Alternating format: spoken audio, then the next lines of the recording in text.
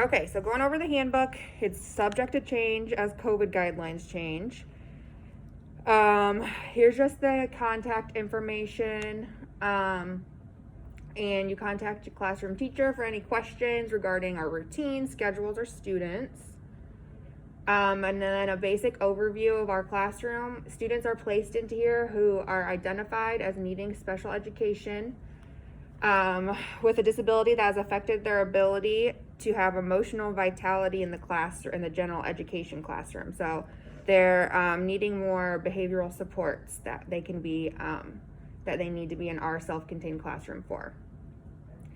So the role of the teacher is leader of the classroom, provides instruction in academics, collects and analyzes data to guide instruction, organizes the classroom schedule.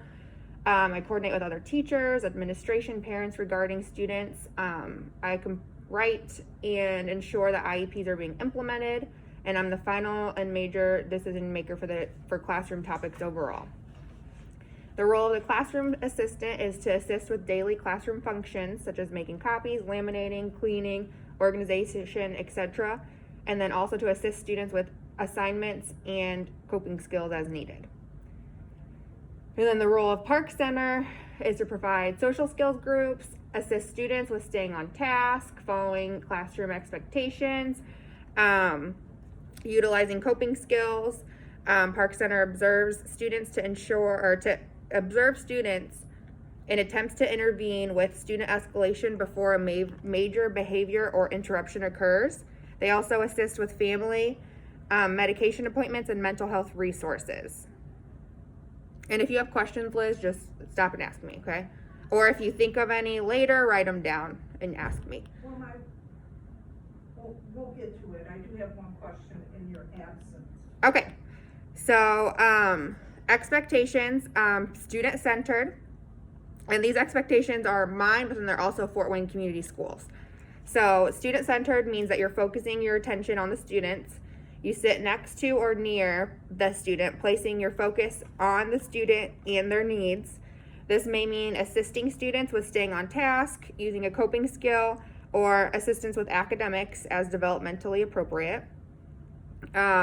If the student is working fine on their own, that's okay. You don't have to just sit there and ask them what they need all the time, but just keep an eye on them to make sure that they're not about to have a behavior so that you can help them as needed. But if they're focusing, it's fine to just like step back and just watch them. That's okay.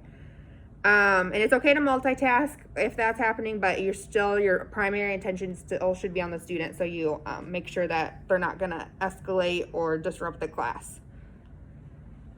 And it's especially important in the behavior support classroom to keep your focus on the students to ensure safety.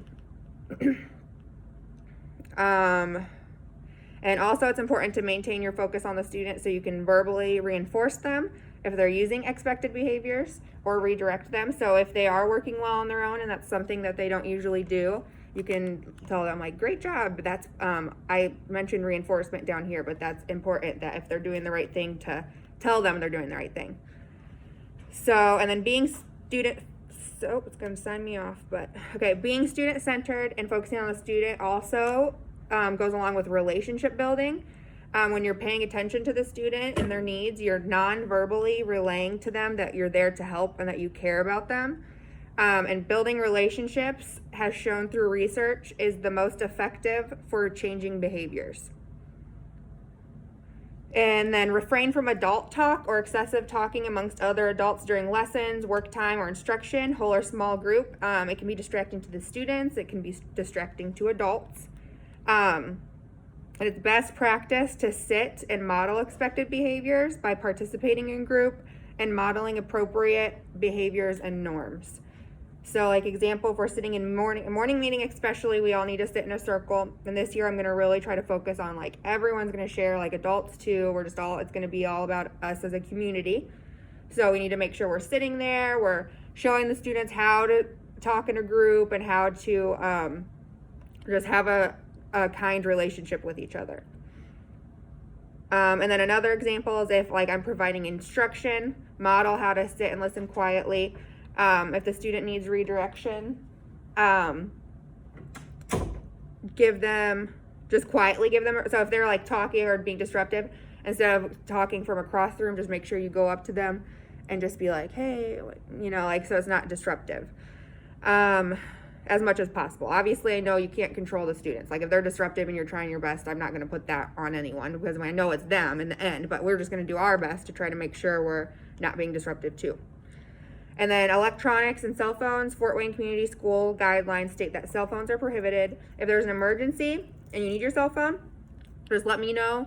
And I'll let Mr. Howard know too, because he's really been on electronic use too. This is like, There is, I mean, I don't think you have a big problem with how I do it, but I do have a child out of state. uh-huh. Ill, so I do, on occasion, get calls. Okay, we'll just mention it to, I'll just mention that to Howard. I just know that maybe keep your phone like in your pocket or something so it's not ringing and so it's vibrating and you can feel it. But I'll mention it to Howard too, because that's just something that, like, that's okay with me as long as it's vibrating by you. But I just have to mention it to Howard because, and I'm opening my packet here. And I set the law down with him, he's supposed to call his dad. Uh-huh. And, Yeah, and I understand that. I just have to mention it to Howard.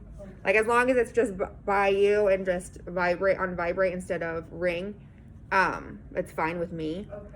okay. Okay, and then hierarchy of prompts. Oh, sorry, no, back to use of computers and electronics should be limited. And the use of computers should not detract from being student-centered, as it's important to closely observe students in order to successfully intervene with behaviors or crisis. And that's Fort Wayne Community Schools guidelines. So, hierarchy of prompts. When a student does not know a skill, we teach them a skill. So if a student doesn't know how to read, we teach them skills to read. And then the same thing with behaviors. If they don't know how to express their frustrations without destroying things, we teach them healthier outlets. So just be mindful that these students have lacking skills to appropriate regulate their emotions. And our job is just trying to kind of just like accept them as a person, model the appropriate responses, and provide a safe environment to teach them the skills. And we got to remember we're teaching, not doing. So we can model necessary steps, but we need to give them the opportunity to solve problems on their own too, for a healthy struggle. And this allows for deeper learning. So if you look at the visual hierarchy of prompts, it goes down from like visual. So this is the most independent up here. Like you can give them a visual on how it should be done. Then would be verbal, like verbal redirections. And then like a gesture, and then modeling, showing them how to do that, which I usually do that that's always part of my instruction is modeling.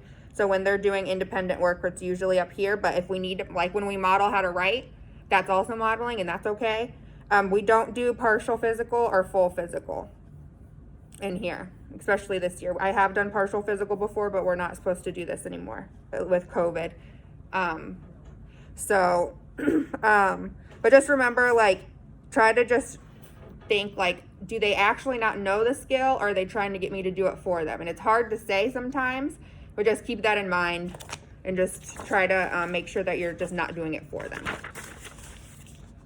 And then, so reinforcement, Fort Wayne Community Schools behavior classrooms are structured around reinforcing the positive. It's part of PBIS. I don't know if you ever hear them mention that. It's, positive behavior. I don't remember what it is. It's like the school-wide evidence-based practice on it's about teaching the right way and reinforcing the positives and kind of like ignoring the negative as much as possible. So remember that behavior plans are set in place by me, and they're a case conference decision in their IEP. So you can always ask me what behaviors we're specifically focusing on in the IEP, but in general, I have in the box, I have like an in general, when in doubt type thing for reinforcement. Like, think of the behavior you're wanting to change. So if it's physical aggression, cursing, non-compliance, determine the reward, and it should be something that the student is interested in. So it could be like, I know, like, some kids like to color time. That could be that. It could be a piece of candy. It could be nice. Aw. It could be like a piece of candy. It could be extra green points. So it's just think of the reward on something that they like. And then help the student by being descriptive in what you're looking for. So if they are, if they're like yelling, I can't do this, I don't want to do this, you can tell them like, I need you to ask me appropriately. I need you to ask for help using a kind voice, a quiet voice. So tell them exactly what you're looking for. And then as soon as you see them do that behavior, so even if they're yelling like, I don't want to do this, and then you tell them what you want, and they say, can you please help me? Thank you very much for telling me what you need with your words. And you could say it verbally as a reward. If it's a big deal, give them like candy, give them something like as soon as they're doing it, you want to reward them. And then just try to ignore the negative as much as possible. When it becomes a safety issue, that's when we would intervene. But if it's something that's not a safety issue, try to ignore as much as possible. And then just every time you see them doing something right, you want to reinforce that. So de-escalation and CPI. Mr. Howard did tell me yesterday that he's put you on the list to be in a CPI class. So I'm trying to think. When I did, they're usually later in the fall, but he'll let you know when there's openings. But so de-escalation is continuous. And although physical restraints are only to be used by Fort Wayne community staff with CPI certification, all staff can use verbal de-escalation to prevent physical aggression from occurring. So the first thing you need to do with verbal de-escalation is just become familiar with the student's triggers and signs of escalation. So like some kids like clench their fists, like they all do it differently. Some of them like go hide. So just try to become familiar with that. Sometimes it's stated in the IEP, but like with our new student, none of us know what he's like. So we just have to kind of observe him his first couple weeks here. And triggers can vary. And he has no IEP? He has an IEP, but I don't have access to it. Okay. So I don't know anything about him. How old is He's in first grade. Okay. Mm-hmm. So, and the triggers can vary from student to student. You can always ask me if you need help, if you are having difficulty figuring out what the triggers and escalation are. So verbal de-escalation includes being strategic in what you say to students. You need to be calm, non-aggressive, affirmative, and non-judgmental when you're talking about how a student feels and what choices they have to respond to how they're feeling. So you could, like, if you see a student getting upset, the first part is to just validate, like, I see you're getting upset. Just validate that they're feeling however they're feeling. If they don't want to talk to you, don't force them to talk. Just you could just say, like, I see you're feeling upset. If you need me, I can help you. Something like that. Don't make statements that will further aggravate them, such as, like, don't say that, you're always angry, do your work, don't do that, things like that. Like, it's hard in the moment. It's hard for me even in the moment sometimes because it's so fast paced and it's like, oh my gosh, here we go. But we just have to remember that, like, they cannot control how they're feeling. Well, how they're feeling, no one can control how they're feeling.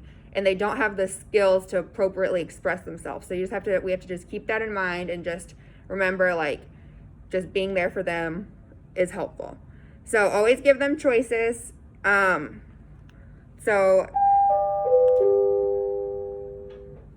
morning, everybody. 7:42. We start our staff meeting Zoom at 8 a.m. I just sent the Zoom link to you, and this morning at 6:39, I sent the staff meeting info email.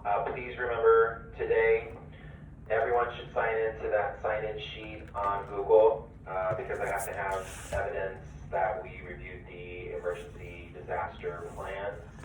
And also, since today is still an additional professional learning day for classified staff, I need to enter your names into the timesheet for pay. But the electronic agenda is there, our electronic handbook is there. If you have any questions, let me know, but I will see you on Zoom at 8.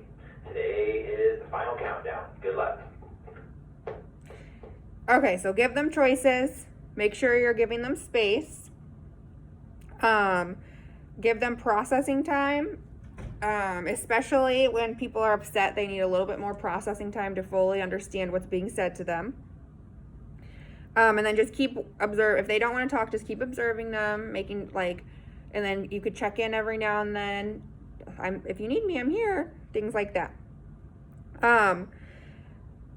Ensure that the discussion is as private as possible. So try to make sure that you're talking in a way that's not going to gain the attention of other students. So, and then on the back, there's the actual CPI form. So there's a script. I'm not going to go over all of them, but it says like, it gives you examples of things that you can say to students that helps in verbal de-escalation. So like, a lot of it is just validating. Like, I see that you're angry. What do you need? What do you want? What else are you willing to try? Just things like that. And then I am going to go over the do's and don'ts. So, you can go at just rereading the script, different things that you can say every now and then is helpful, because it is hard in the moment when a student's having a behavior to just remember to do that. So just the more you familiarize yourself with it, the easier it gets. Because everyone's main reaction when someone's angry is to, oh, it's like startling. So just the more you review different ways you can respond, the more natural it'll come. So it just, and the main thing is like stay calm.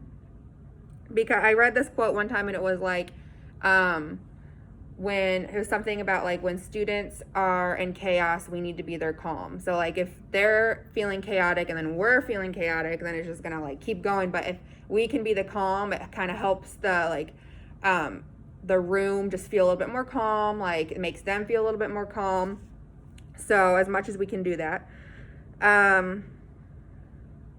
And then the main thing too is like the more of a relationship you have with a student, the more you're gonna know like what they do like and what they don't like, how they respond better and how they might not respond better. So a lot of our focus is gonna just be on, which the whole school is, but our room too, like just building those relationships with the students again, so that we can, because they've been gone for so long too, and we don't know what their home environment has been like for the past 5 months. It could have been had no attention at all. It could have been abuse, like we don't know. So just rebuilding that relationship and letting them know we have a safe place for them here and that we care about them. And then some of the don'ts, just like don't force a student to talk. Don't get hung up on the script. Like if you have a natural conversation going with them, you don't have to stick with the script. Those are just examples, but if the student's responding well to you, you can just keep going with that conversation. Don't tell a student what to do. That's where like the choices come in. Like, how about you go to the corner? How about you use your sand? Like if you give them choices, it's a little bit more, it feels like they're in control rather than you in control. And a lot of it is a control issue with these students because they've been out of control so many times in their life that they seek that control. So are they able to go into the corner at Yes. the first means? Yes, they're able to go to the corner still. I haven't gotten any instructions. I've asked about it. So what I'm just gonna say is they can go to the corner. We just have to make sure we disinfect things before they go back, which the spray, I've heard you just spray it on and it dries. So we could just spray things really good and then it should be good for the next student.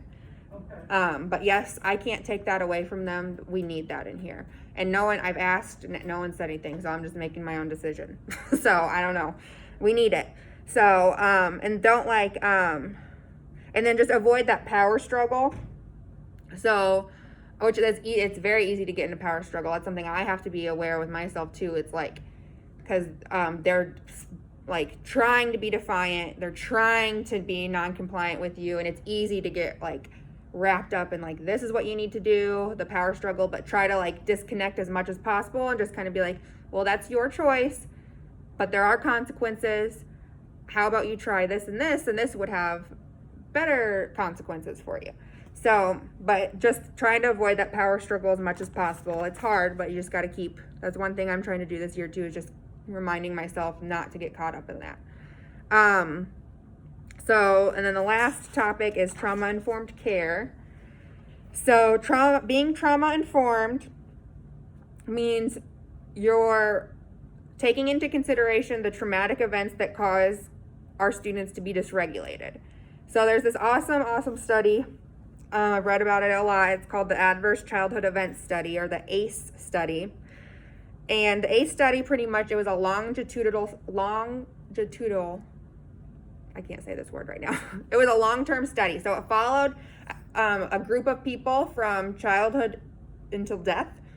It recorded the types of adverse childhood events they had, or ACEs. So, and there's 3 categories.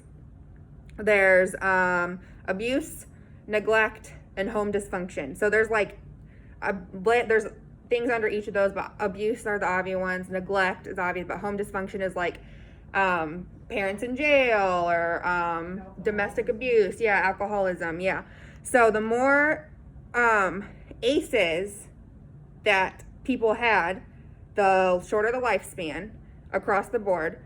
More physical issues, heart problems, seizures, stroke, diabetes, things you wouldn't think of being related to that, but it has a physical effect on the body.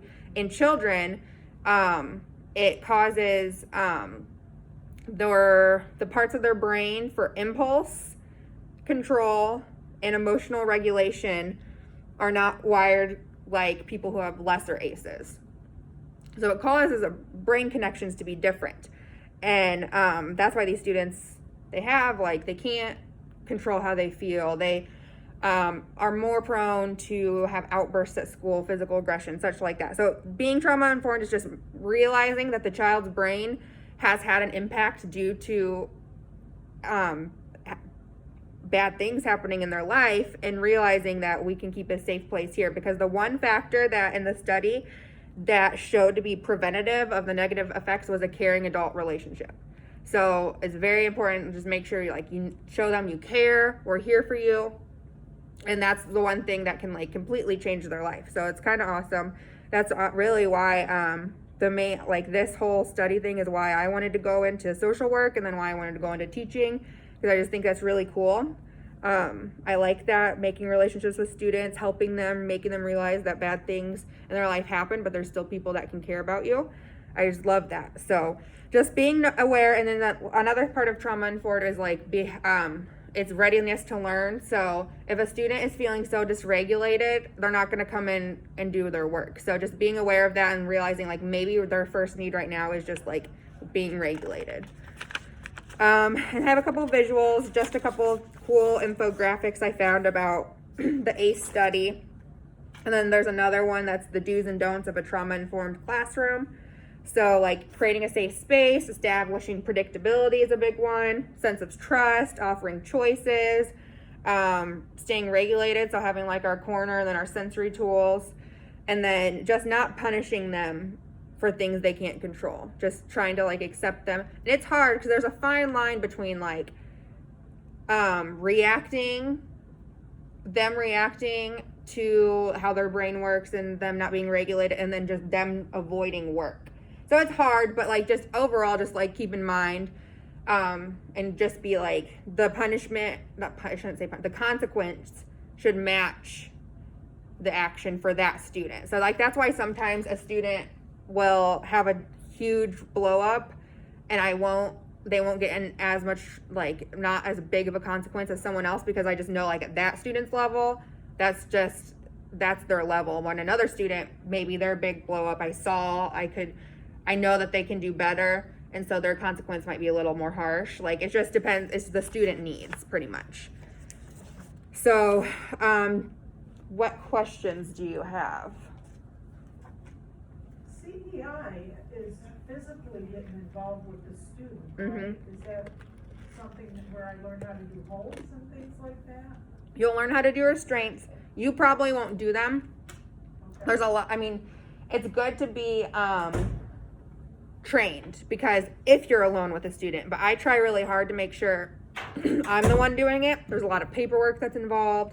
But I think they want you, just in case you're alone with them, you can feel comfortable that and the restraints, you really try hard not to do them. And you'll learn all of this in the training, but you give them you're supposed to give them if-then statements. And I'm always if you keep hurting me, then I'm going to have to put you in a hold. I do it several times until it's to the point that they're hurting me and I have to put them in a hold. And then they're usually not more than a minute, but they'll train you on all of that. But for me, I would never leave and expect you to be doing the holds. I would stay back and do them. That's how I run that's how I am. Like, I want to make sure I do the paperwork and whatever, but I think it's just more for if, because you are around them all the time. Like, if you're alone, you'll feel more confident. And it goes a lot over verbal de-escalation too. I just did as brief as I could in here, but there's so much to it. They'll go over that a lot, and Okay. but that was the most helpful thing for me in the CPI. Okay, great. Yeah. There's a section in here where it's a little bit, it has an evacuation. Oh, That's today though, he's gonna do that. well, he's talking about evacuations for like fire drills. When I wrote this before, like over the summer, I didn't know how they were gonna do it. I asked him. So if we have to evacuate the room, you'll take them into the hallway. Right. I'll radio that our room's being evacuated, and then someone's supposed to come and tell you where to go.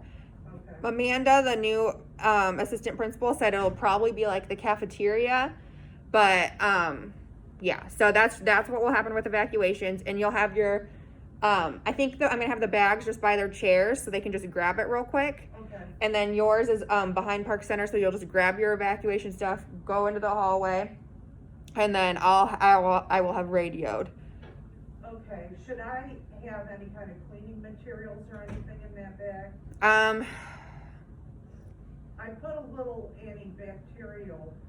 I'll ask if we can have an extra sprayer, but I don't know. I'll ask. Well, I also considered, I saved a couple of bottles, cause they were talking about some shortages here with bottles.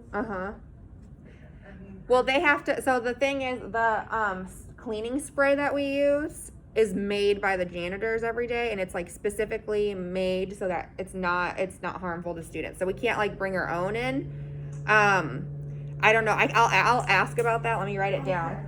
The question I had about that is, there's some times where we're disinfecting so fast that we can't wait a minute.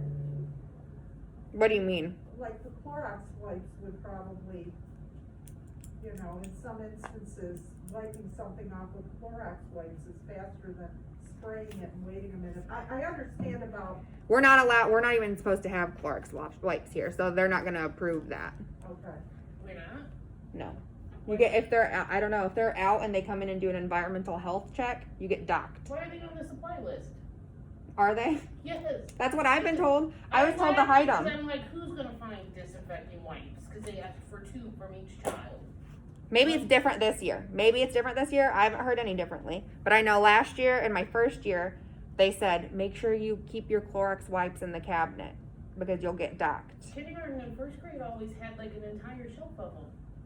Oh, I don't know. I always get told different information from everyone, so I'm not Huh. surprised. Like, I don't know. Because that is on the supply list. Maybe it's different this year. They didn't tell me. They never told me A lot differently. of the things that they were doing are kind of out there, like the whole Yeah. environmental thing, and for Yeah. energy, well, you're not gonna get that now. Okay.